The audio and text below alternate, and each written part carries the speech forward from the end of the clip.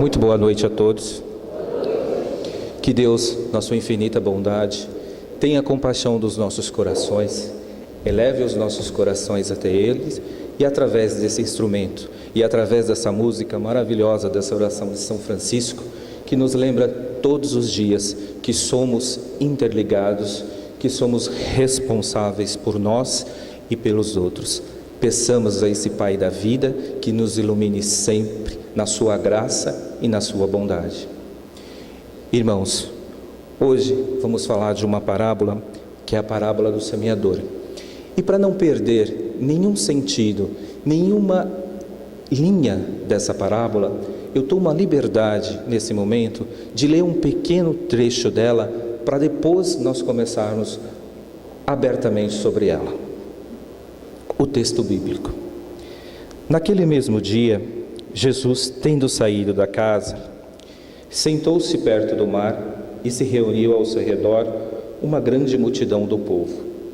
Por isso ele subiu num barco, onde se sentou, todo o povo estando na margem, e lhes disse muitas coisas por parábolas, falando-lhes desta maneira: aquele que semeia saiu a semear, e enquanto semeava, uma parte da semente caiu ao longo do caminho, e vindo os pássaros do céu, a comeram.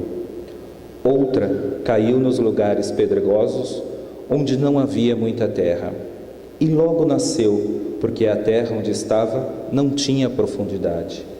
Mas o sol, tendo se erguido, em seguida a queimou, e como não tinha raízes, secou. Outra caiu nos espinheiros, e os espinhos, vindo a crescer, a sufocaram. Outra, enfim, caiu em boa terra e deu frutos, alguns grãos, rendendo 100 por 1, outros 60 e outros 30. Quem ouça, aquele que tem ouvidos para ouvir. Escutai vós, pois, a parábola do semeador. A parábola do semeador, quem é esse semeador que semeia, senão o Pai da vida?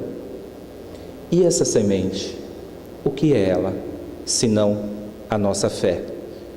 A nossa fé que às vezes se torna abalável por qualquer coisa. E esse Cristo e esse Pai da vida semeia todos os dias na nossa fé. E vêm os pássaros e comem, porque essa sementeira veio pelo caminho e foi retirada.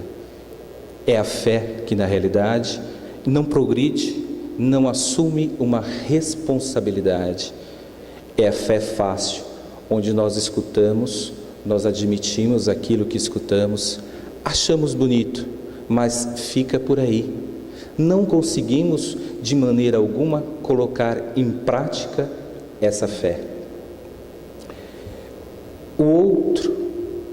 A outra semente cai justamente onde não há uma terra profunda.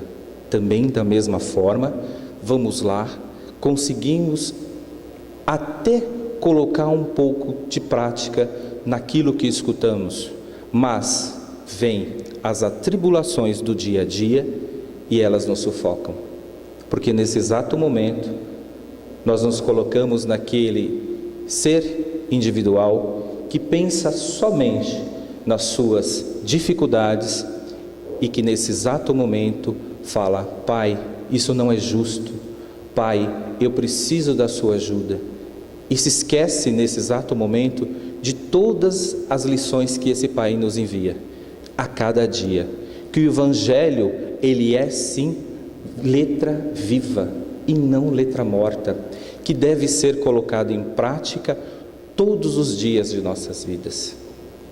E vem o semeador e semeia numa terra boa, onde o fruto dessa sementeira se transforma numa árvore frondosa e que dá frutos de 100 por 1, 60 por 1.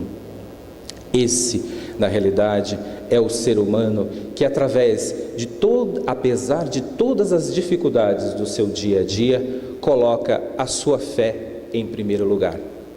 E a pergunta que se faz nesse momento é: Em qual dessas posições eu, enquanto indivíduo, enquanto filho de Deus Pai, me encontro? Essa é a pergunta que devemos fazer todos os santos dias. Qual é a minha responsabilidade, enquanto filho de Deus, de transformador dessa sociedade e desse mundo?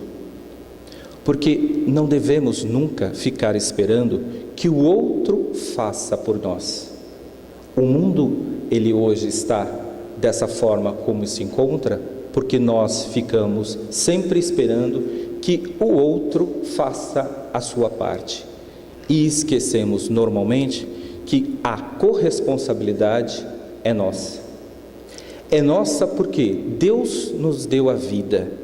Deus a vida para podermos transformá-la. A semente cabe a nós fazer germinar, e germinar da melhor maneira possível, com os nossos acertos e sim com os nossos erros, mas tendo sim a capacidade de transformar essa sociedade. Essa sociedade que às vezes se mostra tão injusta para com o próximo e tão injusta para conosco. Mas somos responsáveis por ela. Somos nós que temos efetivamente de transformar.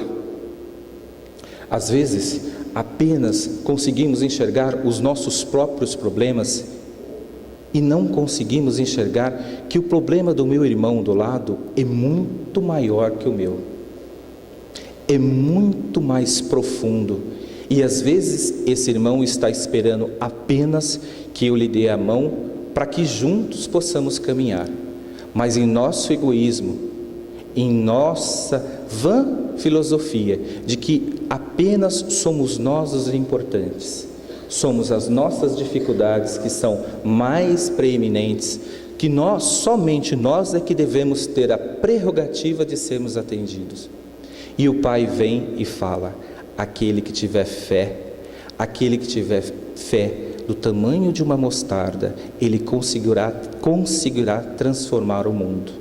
Ou seja, é através da junção da minha força e da força do meu outro que esse mundo se transformará. Que as minhas dificuldades, elas deixarão de existir. Por quê?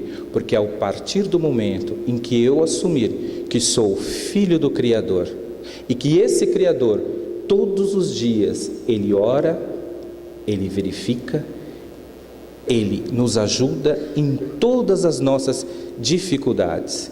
O que nós às vezes fazemos é simplesmente não olhar, não conseguir se aperceber que esse Pai da vida está nos ajudando.